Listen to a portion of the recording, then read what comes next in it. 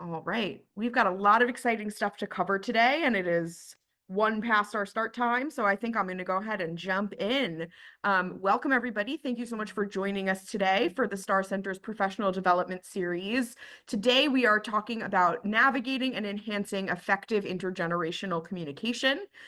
This is one of my personal favorite things to talk about, so I'm really delighted to be with you all here today. Let us get into it. We are here today on behalf of the Association of Clinicians for the Underserved, or ACU. If you're not familiar with us, we were started over 25 years ago by alumni of the National Health Service Corps and have a lot of really wonderful programming, really focused around supporting the workforce, the clinicians, and the broader workforce that supports our most vulnerable communities. So we have a lot of really wonderful recruitment and retention resources, as well as a lot of other programming as well. So really encourage you, not right now, but when you have a moment, take a look at clinicians.org and see all of the great things that ACU is up to.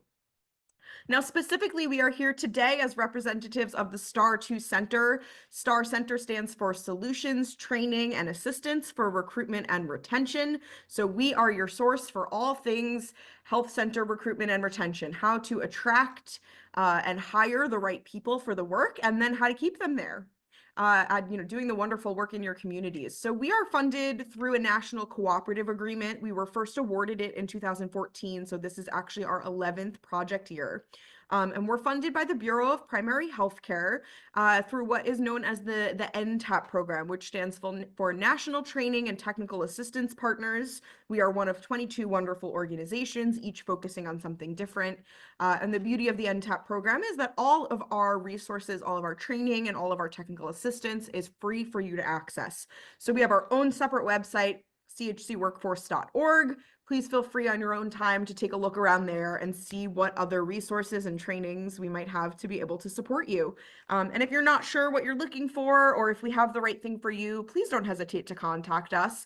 If you're not sure who to reach out to, just send an email to good old info@chcworkforce.org. That actually goes right to me, so we'll make sure it gets to the right place.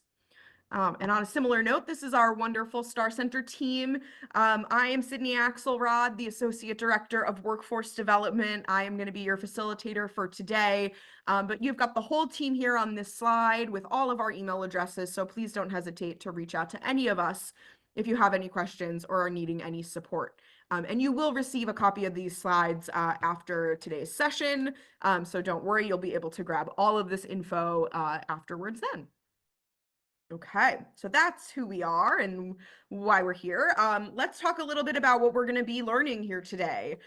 We've got 3 learning objectives. So we really want to think about increasing awareness and understanding of generational traits and distinct needs in the workforce. We want to think about considering the context and preferences of an intergenerational workforce and the impact of those needs on workplace communication. And then lastly, we're going to try to explore some practical techniques and strategies that we can use to lead and communicate effectively across generations. So, we at the STAR Center, we are pretty plugged in on a national level to the health center space and sort of the biggest challenges that our health centers are facing these days. And we keep hearing this over and over again, that there's these challenges around working with an intergenerational workforce. And so hopefully we'll go through some things today that you will find helpful in sort of navigating this current workforce environment. At the STAR Center, we believe that workforce is the fuel of your health center. If you have no workforce, you have no health center.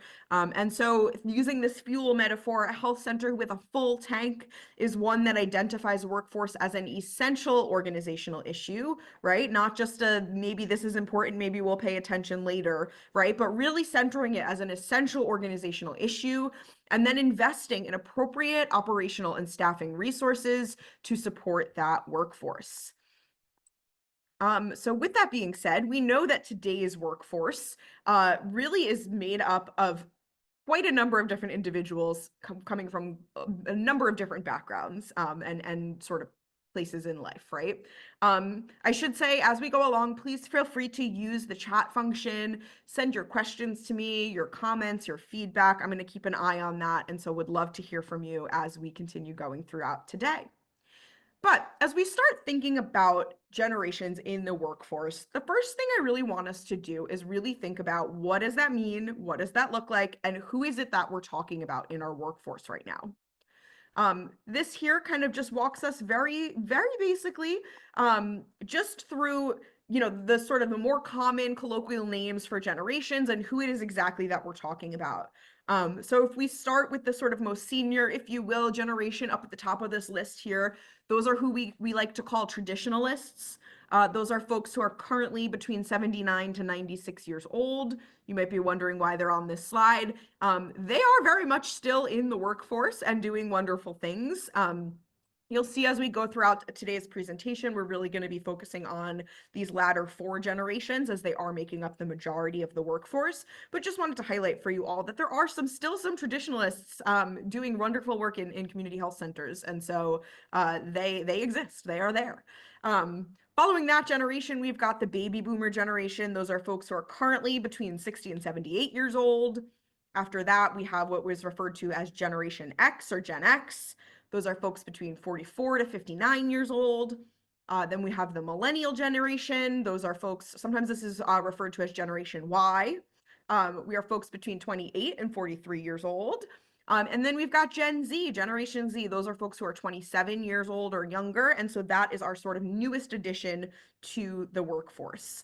So this is who we're talking about. We have this wonderful range of folks who have, experienced a wonderful range of things that are all working together to achieve our health center missions now. So I'd like to hear from all of you. Please use the chat box. What are some stereotypes that you have heard about your own generation? I'll kick us off to get us thinking. I personally identify as a millennial, and I have heard that we are all spoiled and entitled because we received participation trophies as children. So that's something that I've heard about us. Thank you, Michelle. I've also heard that millennials love avocado toast. And that's the reason we won't be able to afford to buy a home. I've heard that one. Gen X, according to some influencers, are feral. Yeah, unfortunately, I've heard that one too. Yep. What else? What are some things that you've heard about your generation? Millennials are too sensitive. Yeah, baby boomers don't know how to use technology. It's definitely a stereotype out there.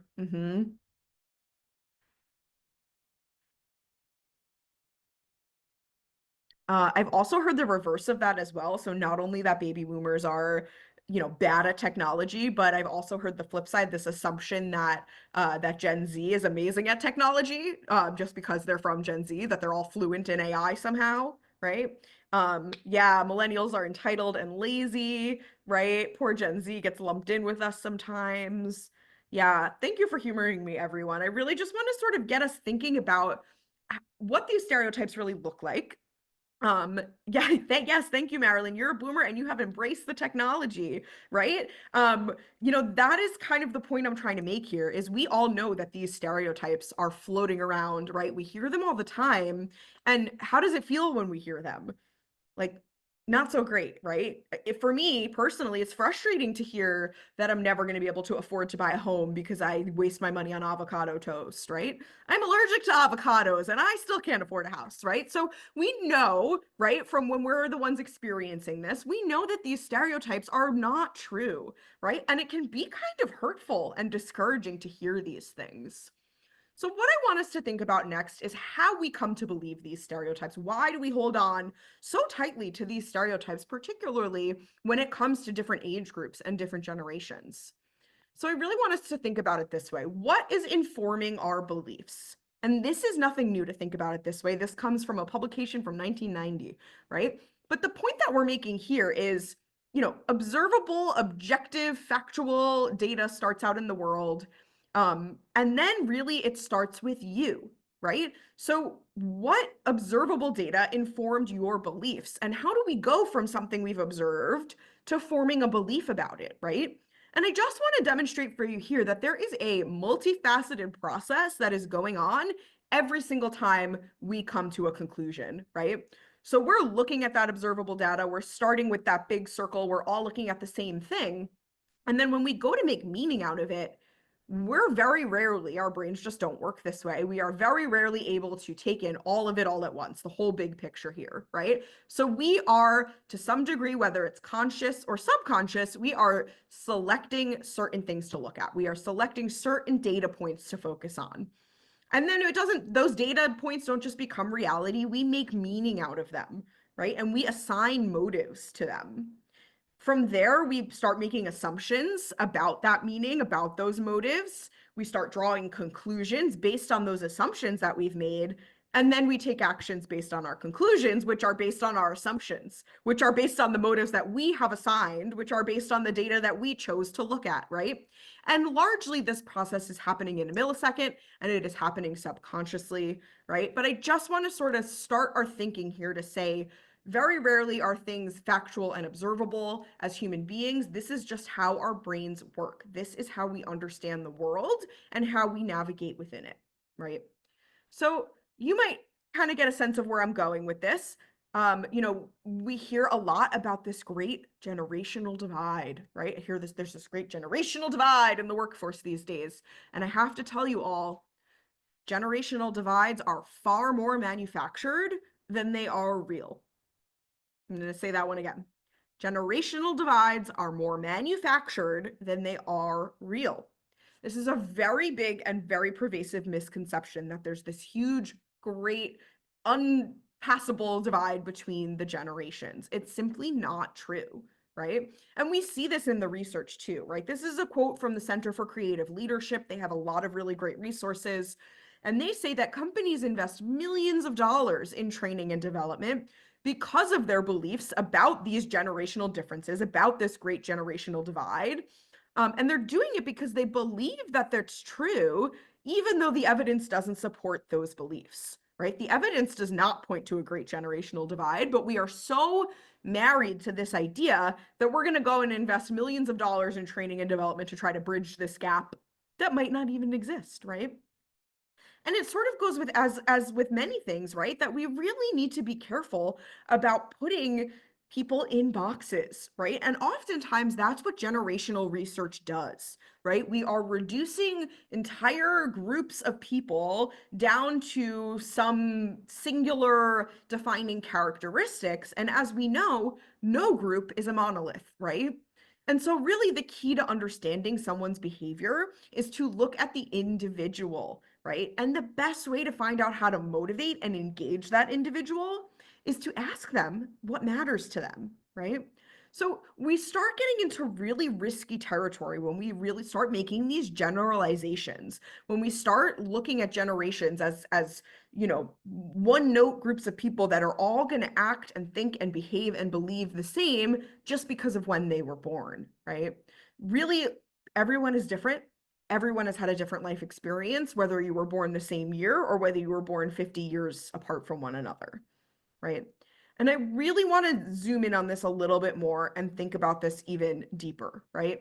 There is a very important distinction to be made between differences and stereotypes, right? Because I'm not saying that everyone is all the same and it doesn't matter when you were born and there's nothing different about any of the generations, right? That's not true. There's a lot that's different about generations, right?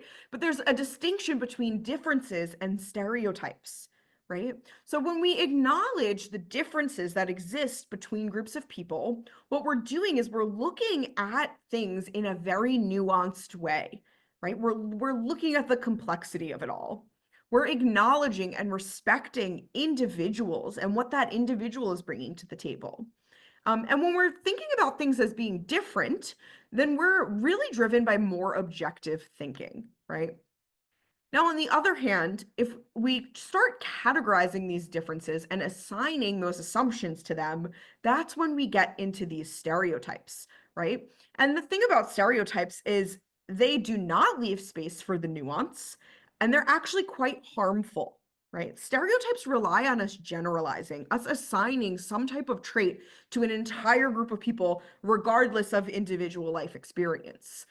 And stereotypes, as we know, sometimes they seem harmless, but oftentimes they can be used as a powerful tool to alienate people, to promote division amongst groups, right? And stereotypes really rely on this sort of all or nothing thinking, right? That everybody who fits under this category of person, thinks this way or does this thing, right? And where is the space there for individuals? Where's the space for nuance, right? So again, this may seem fairly obvious, but it is worth naming. It is worth paying attention to that we're not saying everyone is all the same and these differences don't exist, right? The differences exist, and acknowledging those differences and trying to understand those differences can be very, very valuable for us. But we need to be very careful, because if we move away from understanding and recognizing differences into leaning into stereotypes that we've heard, now we're in dangerous territory where we're taking people's humanity away from them, and we're lumping people all together and making sweeping generalizations that are rarely going to be really true or accurate for everybody in that group.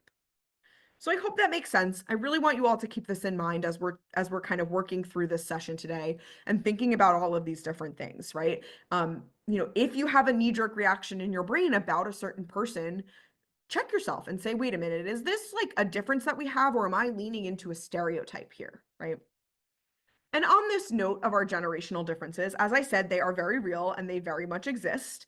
And so I'm very quickly would like to walk us through sort of some of these defining generational experiences that these different groups within the workforce have had, right? And I'm really going to focus on what was going on in the world as each of these generations were coming of age, if you will, as they were growing up, as they were learning what it is to be a human in the world, and what that means for themselves and their roles in their communities, right? Context matters. And so, as I said, we're going to focus on these 4 generations because these are the most, they make up the majority of the workforce today. And so we'll start with baby boomers, right? Those are folks that were born between 1946 and 1964, right? This was right on the heels of World War II when folks were coming back home. And we see sort of, if we look and think like what was going on in the world, and for the purposes of this discussion today and this slide, really what was going on in the United States, not really the world, but what was going on in America during this time as baby boomers were growing up and understanding how the world works, right? We had this post-war suburban boom. We really started as a society leaning into this consumer culture. There was a great deal of economic prosperity. There was a space race going on, right? There was a civil rights movement happening, anti-war movements, countercultural movements. So we see all this sort of societal change going on during this time. If we move then to Generation X, right? These are folks who were born between 1965 and 1980. And for Generation X, this is where we start to see a lot of sort of different communities starting to be represented more publicly, right? We have less homogeny sort of more broadly in society.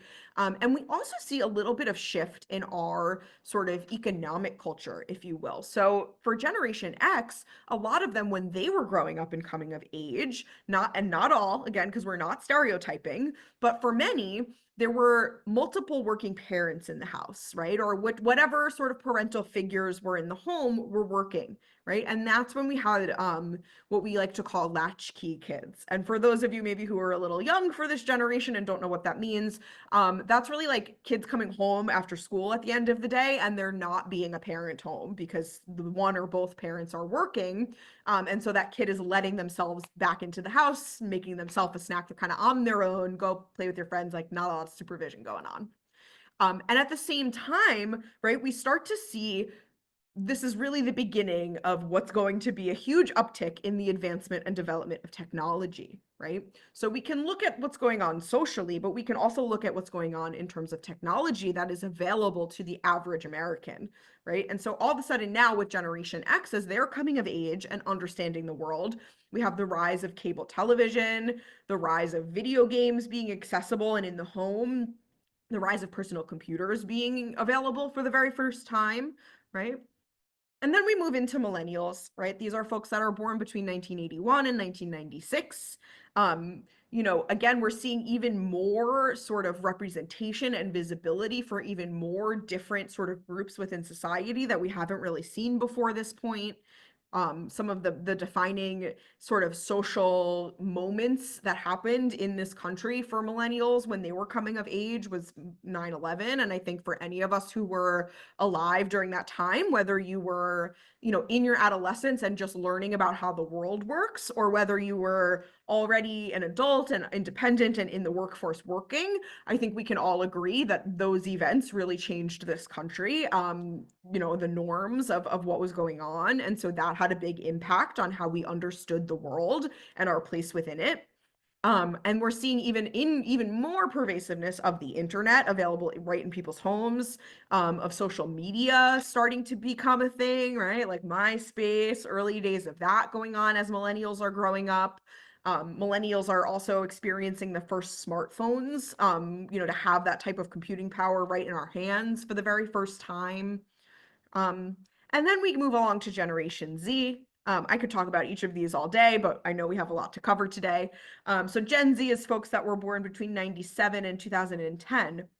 And this is really the first generation, maybe you've heard this term before, that we consider to be digital natives, right?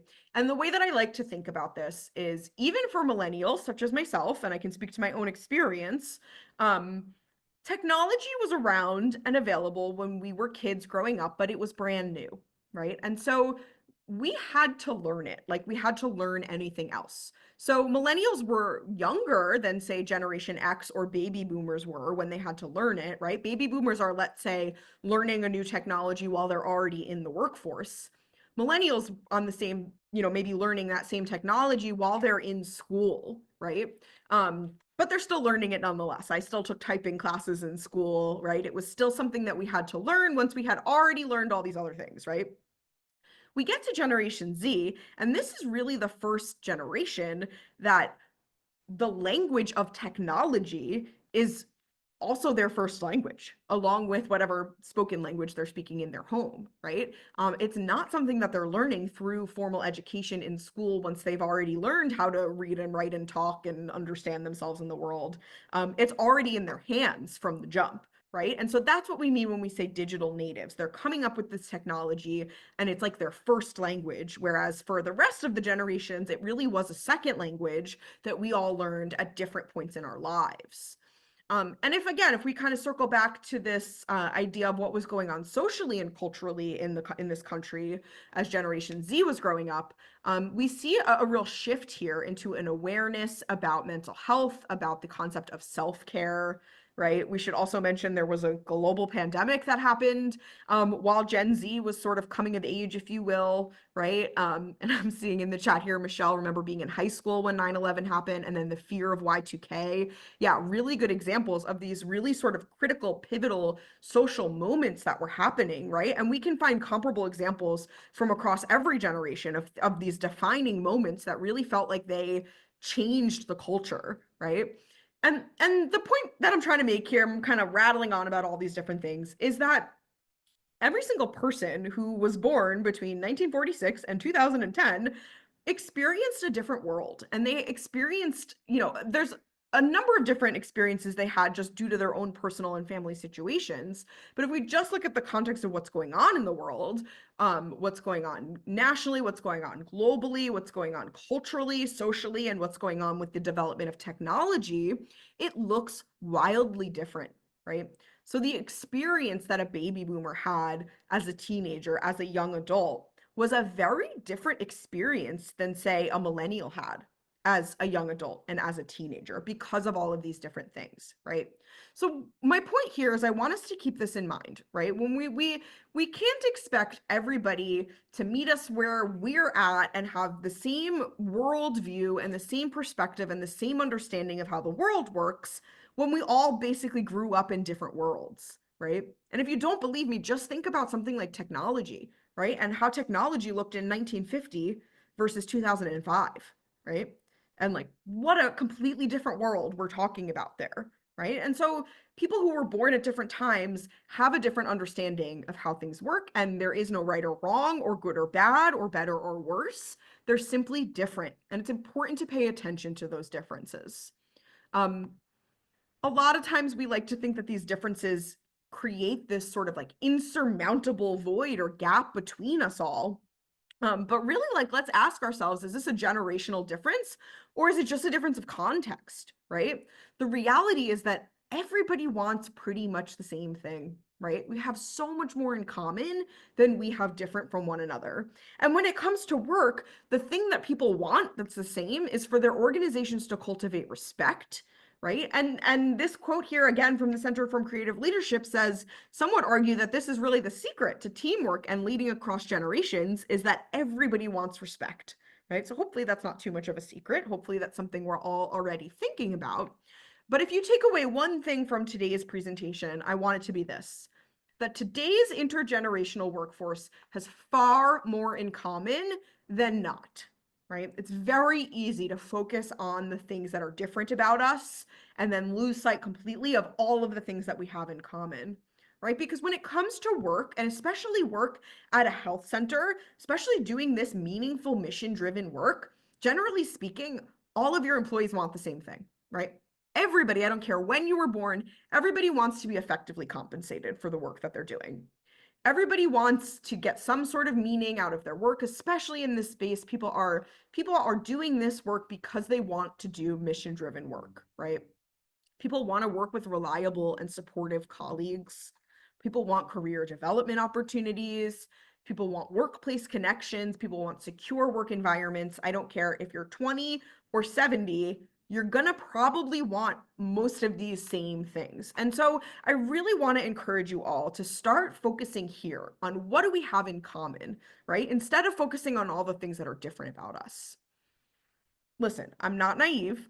I'm not trying to say that these generational differences don't exist. They do. And they exist at work and they manifest at work and they have an effect on us at work, right? And so most often we tend to sort of see these generational differences emerge the most around a few specific things. And maybe some of you have had some experience with this, right? We see these generational differences tend to emerge around the use of technology, right? And again, we're not going to stereotype and say who's good or bad or comfortable or uncomfortable, but there are some differences, right? And just think about like how old you were when you had to learn, how to use a specific type of application or a specific type of technology, right? And if you learned that technology when you were 2 versus 10 versus 25 versus 45, you're probably going to have a different experience with it, right?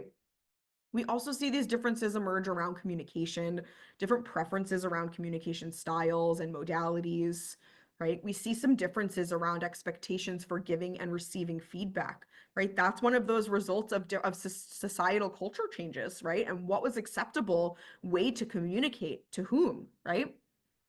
We see some differences around ideas of time management, right? I've heard people talk about things like grit and things like work ethic. And I think we all have very different understandings of those concepts. And a lot of that tends to be generational, right? What was the broader norms around relationship to work, right? Around work-life balance and time management. And we see some differences here around thinking about organizational structure, right? So the differences are very real. They exist. They pop up at work. But there are some things that we can do to try to meet the needs of everybody, right? Because what we're not going to do is to try to get one particular group of people to change to meet everybody else, right? We really want to think about how can we meet everybody's needs? And in order to do that, we really need to focus on what we have in common, right? And so we have a multi-generational staff. That just means there's multiple generations in the room, right? We really want it to be an intergenerational staff. That means all the generations are working together and communicating, but we need to understand that there's various needs here, right? We can think about this strategically in terms of things like succession planning. So who's maybe towards the end of their career and who's at the beginning of the career, and how do we make the appropriate organizational investments in ensuring smooth transitions, right? We can think about things like effective compensation, right? Assessing what we're doing for compensation, conducting pay audits, being transparent about our salary ranges. We can think about comprehensive benefits to meet everybody's needs across the board. We really encourage you to be creative about this. Consider the needs of your staff, their medical care needs, their paid family leave, continuing education, other policies, right, et cetera, et cetera, et cetera, right? But how can we get creative about our offerings to meet everybody's needs? And then again, thinking about work-life balance. I don't care when you were born, or what your personal views are about it, it's important. It's important for everybody, for all staff to think about finding a balance with work. And so how can we think, again, creatively about scheduling, about paid time off, right? There's a lot of things we can do to start meeting these needs across the board. And so as we shift into this next section, I want us to think a little bit, more strategically as an organization, what sort of systems and processes can we start to invest in to support this more effective intergenerational communication, right? Because there's really, as I see it, two pieces of the puzzle here, right? The first one is the systems, processes, and structures that exist at our organization, which we'll talk about now. And then the second piece is really developing individual skills and capacities, which we'll get to in a little bit. I want to hear from you all. You've been hearing from me a lot. Put some thoughts in the chat. What are your greatest communication challenges at work that you're facing right now? What's the most difficult aspect of communication at work?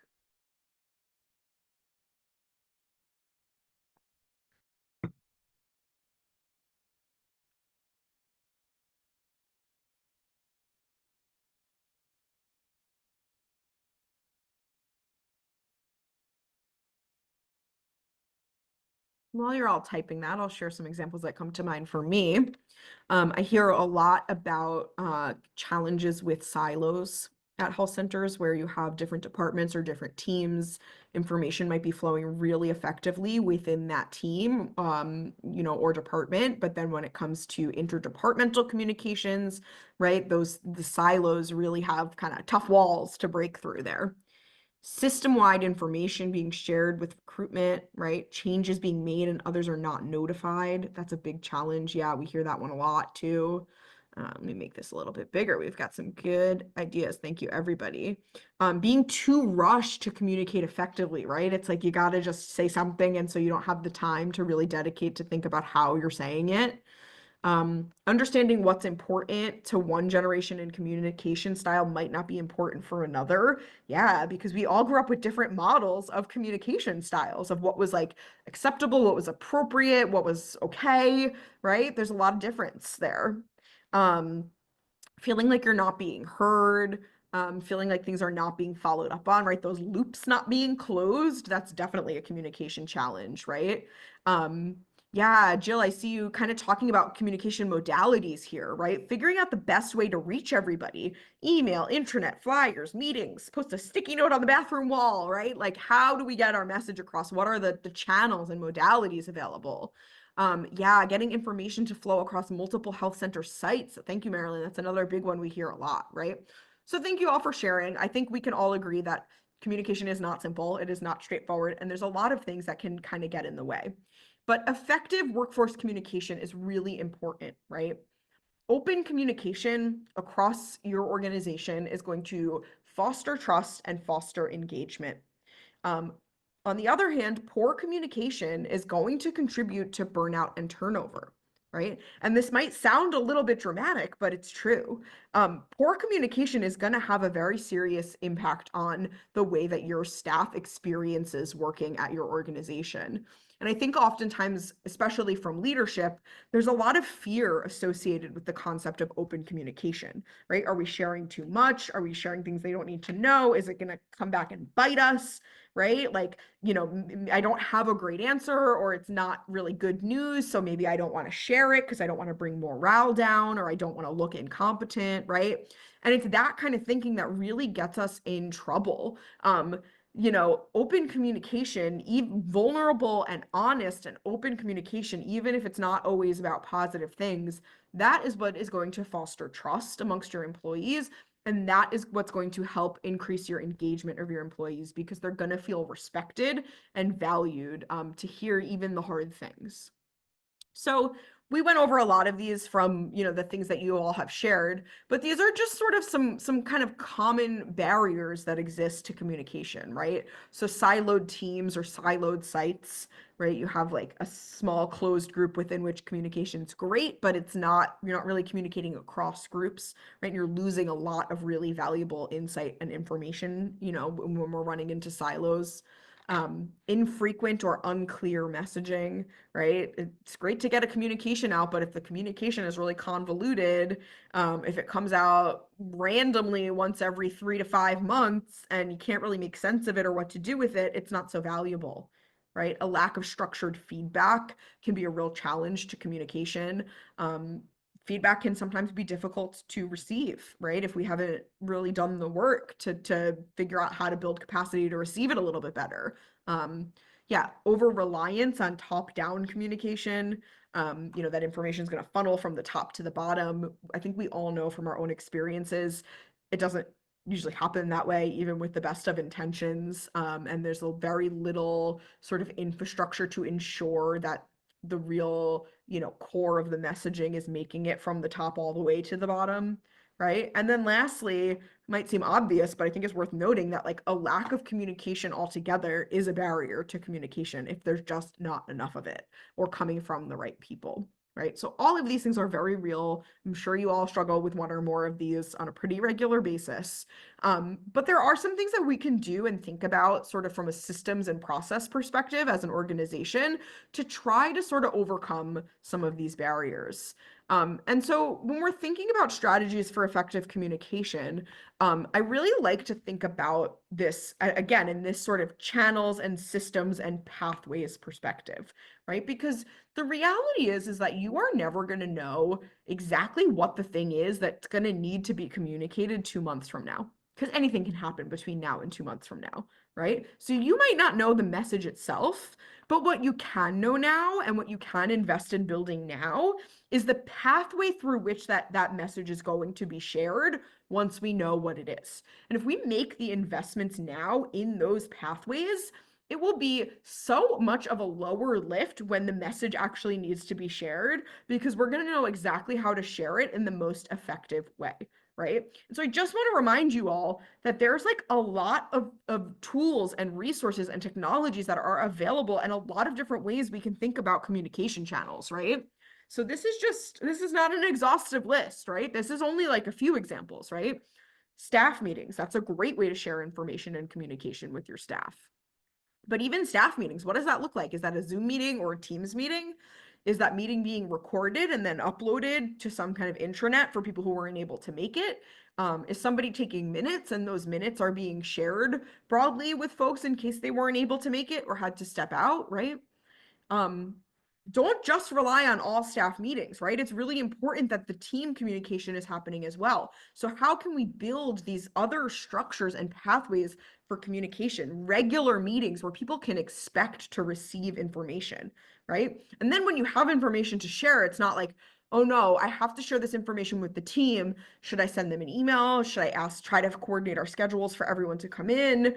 What's going to be most effective here? You're not going to have to ask yourself that question because you know you have a standing team huddle every other week and you just add it to the agenda, right?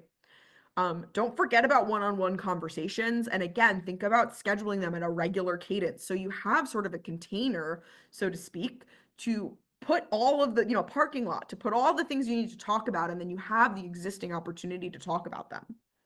Right? Think about what other technology is available to use. Newsletters, Slack messages, or Teams Messenger messages, depending on what technology you use. Emails, Zoom calls, video calls, text messages, phone calls, right? And the thing I want us to think about here, because I think we all know all this technology exists. The real question is, how do you know which ones to use when, right? And so I think the best advice that we have for you is to be very deliberate and intentional about that. Right? Not in the moment when you have something to communicate and then you're there scratching your head like, should this be an email? Should this be a Slack message? Should this be a phone call? Right? Do it ahead of time. Do it now. Do it tomorrow, right? Decide this type of information. If it's something that is urgent and needs immediate attention, it's going to be a text message or a phone call, right? If it's something that like needs eyes on it, but it doesn't need an immediate response, it's going to be an email, right?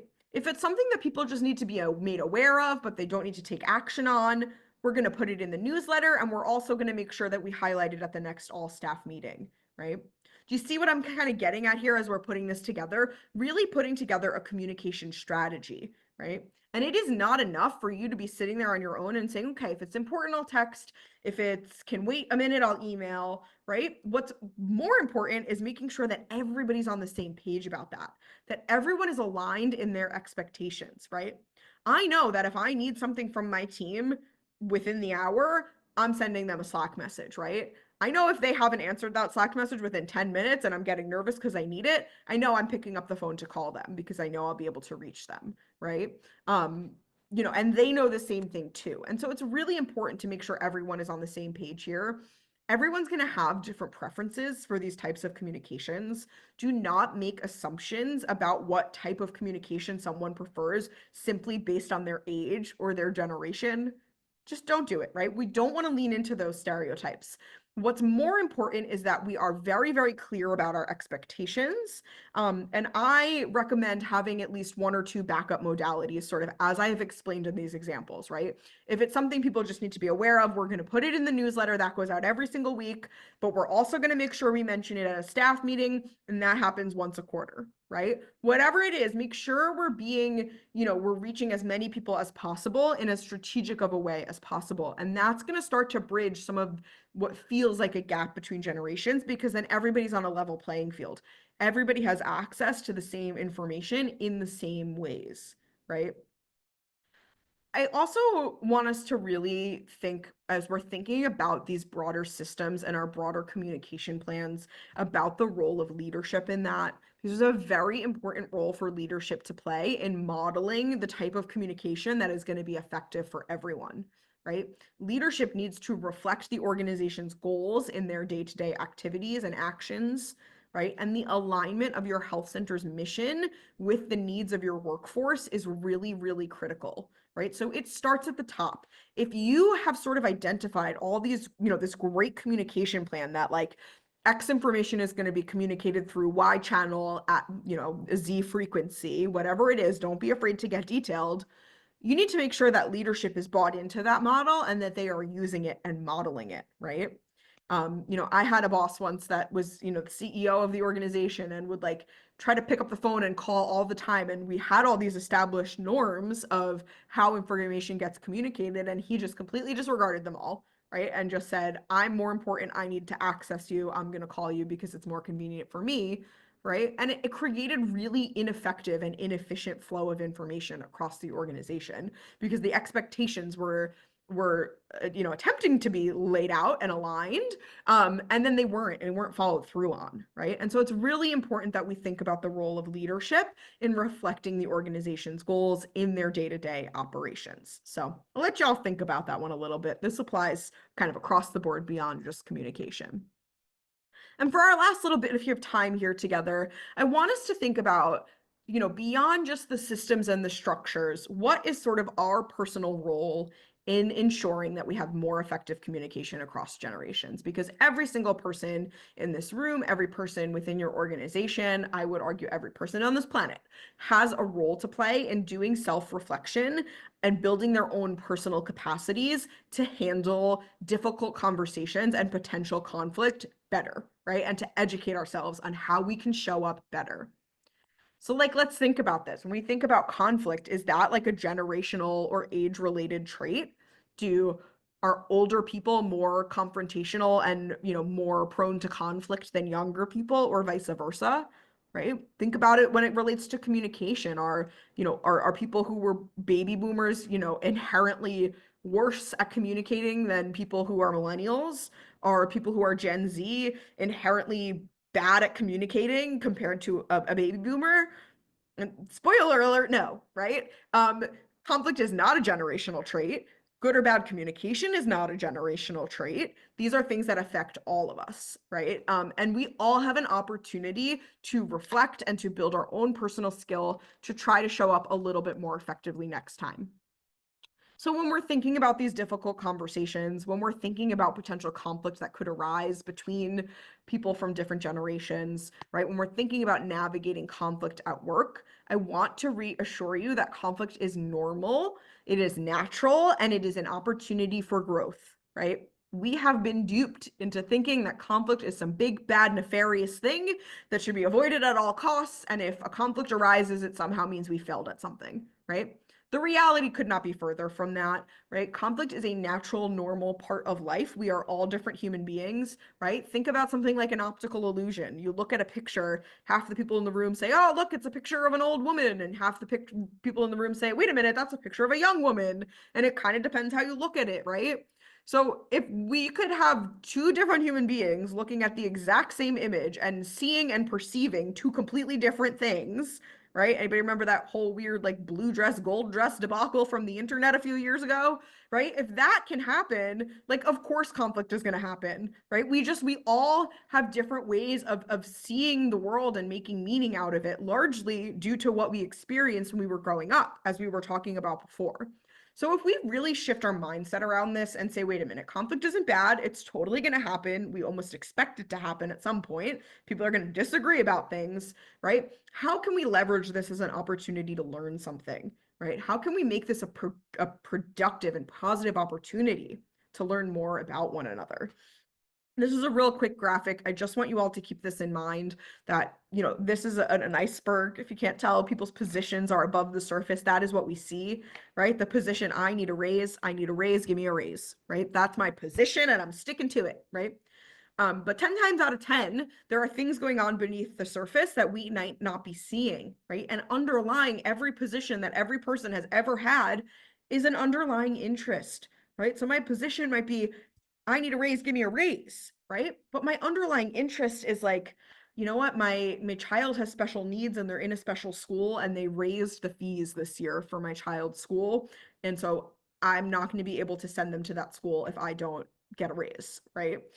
So my position is give me a raise. My underlying interest is I want to be able to pay my child's school fees, right? You can't see that under the surface unless I tell you or you ask me. Underneath that interest is an underlying need, right? My need to be a good parent, my need to provide as much as I possibly can to meet the needs of my child, right? The need to make sure my children are safe, right? And I really want us to think about that underlying needs part, because this is where we start to find that common ground. Because at the end of the day, the needs are fairly universal for humans, right? And so really let's think about this next time a conflict arises. Like what kind of needs are not being met that have led to this conflict? And get curious, right? Try to understand what are the interests and needs underlying this person's position, especially if it's hard for you to understand the position, right? If the position's like, I need Thursday afternoons off, and that's the only information we have, right? Remember that first slide, we're going to start making meaning out of that and make all these assumptions. This person's lazy, they just want to go get their nails done, like whatever it is, right? The reality is there's an underlying interest of why they want Thursday afternoons off, and the why is informed by an underlying need that they have that's probably a need that you have too. So get curious, start looking for those underlying needs. Remember, keep this in mind, intention is not the same thing as impact. They are both real, they are both valid, they are both important. But my intention in saying something to you is one thing, and the way what I have said affects you is a completely other thing, right? And so I just want to remind us of this, because it's very easy, especially when there's a negative impact, when somebody says or does something and it impacts us in a negative way. It's very, very easy to assume that that was their intention, right? Or to make up what their intentions were in saying or doing that. Their intention might be completely different than the way that it impacted us, right? And the same goes the other way too. I have an intention in sharing feedback from you with you. My intention is that I believe in you and I want to support you and push you to be your best. But the way I deliver that feedback, it might have a very different impact on you than what I intended, right?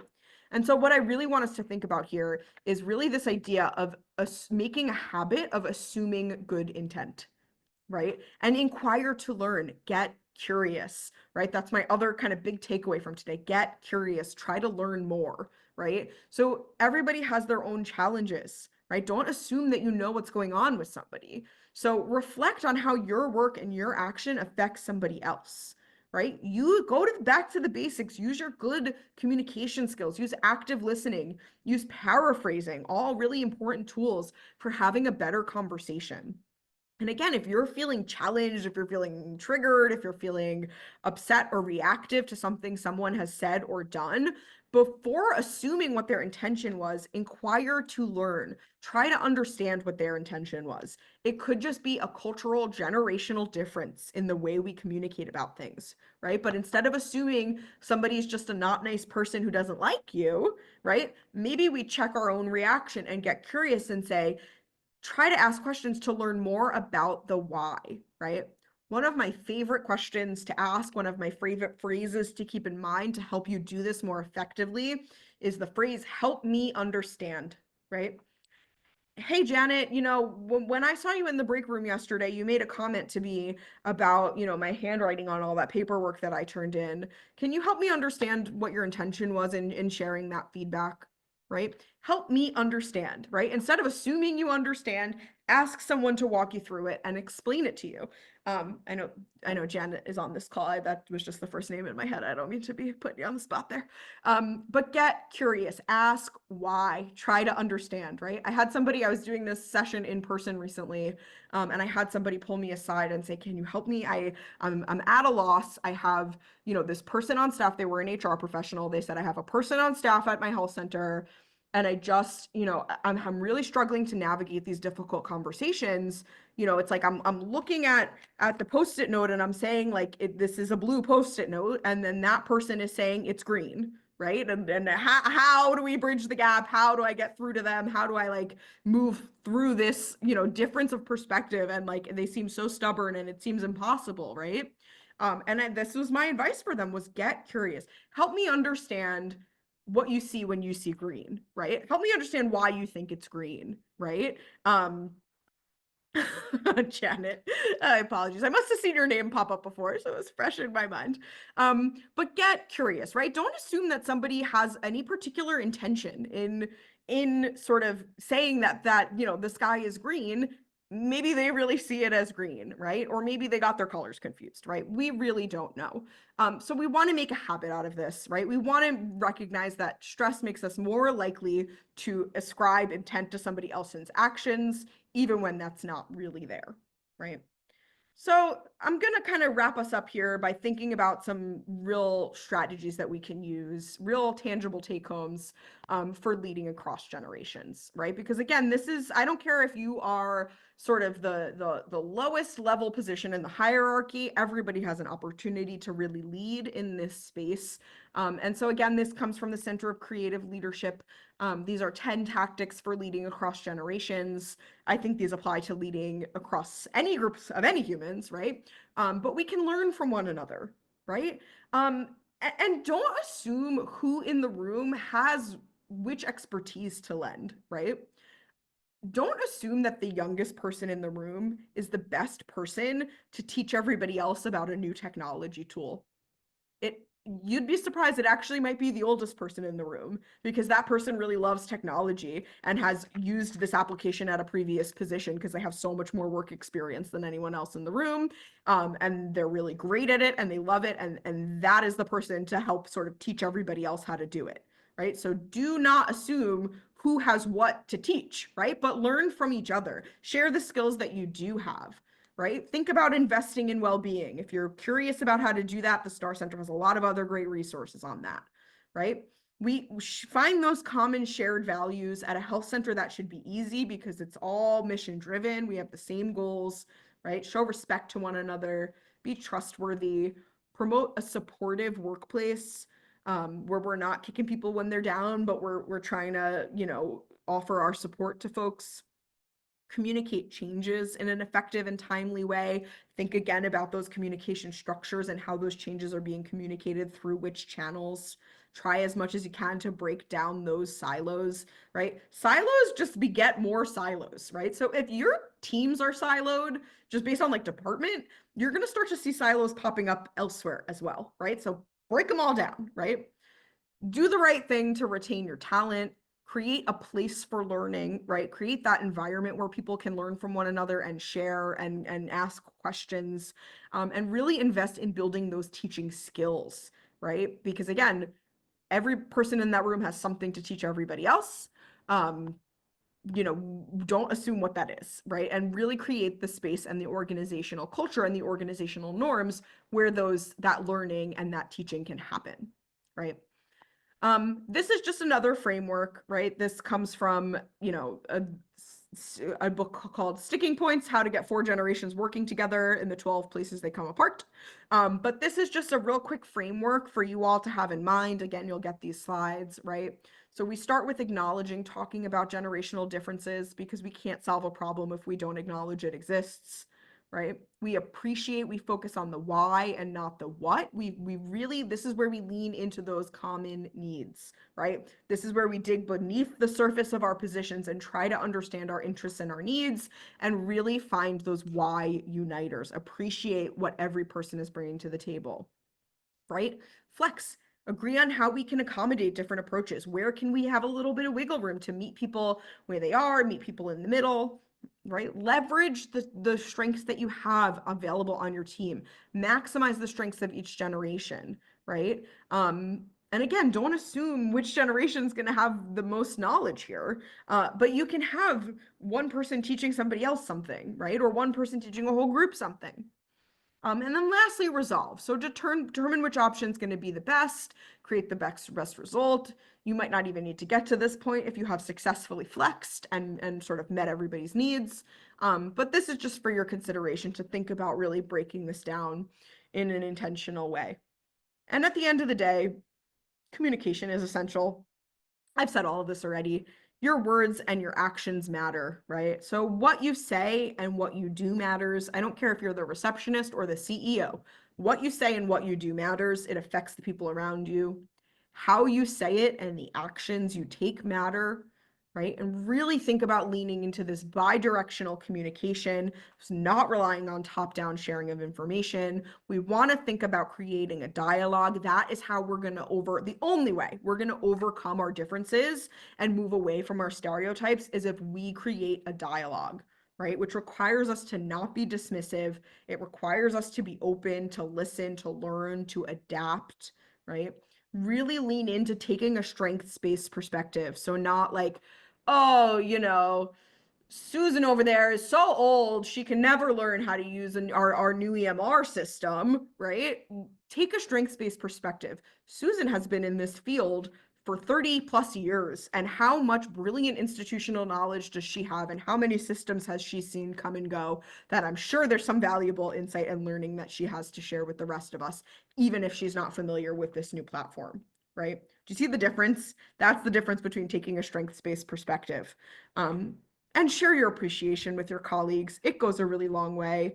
It takes 2 seconds out of your day to send someone a Slack or a Teams message and say, hey, you did a really great job with that thing today, right? Or to leave them a little Post-it note on their desk and say, you keep this place running, right? A little bit of appreciation goes a really long way. I get that all the time from my team. I'm so lucky to work with this wonderful team. But every time, before a presentation, I'll get a little message like, good luck, you're going to be great, right? Do I need to hear that? No, but does it make me feel great and make me feel more excited to come and do this? Absolutely, right?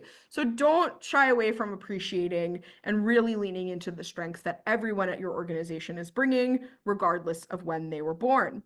Okay, I've got 1 minute left. If anybody has any questions, please pop them into the chat. I will do my very best to answer them before we head out.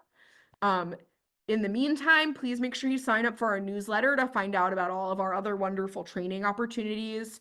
We've actually got 2 more to go in this professional development series. So next week at the same time, we'll have a session focused around well-being and supporting well-being for your workforce. The following week, we'll have the 3rd session that's focused on supporting a rural health workforce and addressing some of those unique challenges. I believe if you've signed up for today, you should be already signed up for the next 2.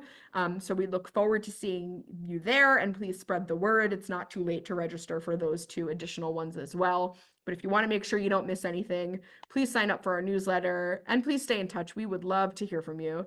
Thank you, Janet. The slides and recording will be sent out and posted. Appreciate you being here. We'll make sure we get you all that information. And if you have any questions, please feel free to reach out. A post-session evaluation should have just popped up on your screen. We would really appreciate it if you took a couple seconds to just click through and submit that. It helps us make sure our content and programming is useful and relevant for you. And it is also a requirement of our lovely funders to be able to report back. So please take a second. It should just take 20 seconds of your time to just fill out a quick 6-question poll. And we really appreciate your time, appreciate you joining us today. And thank you so much. I hope everybody has a wonderful rest of your afternoon.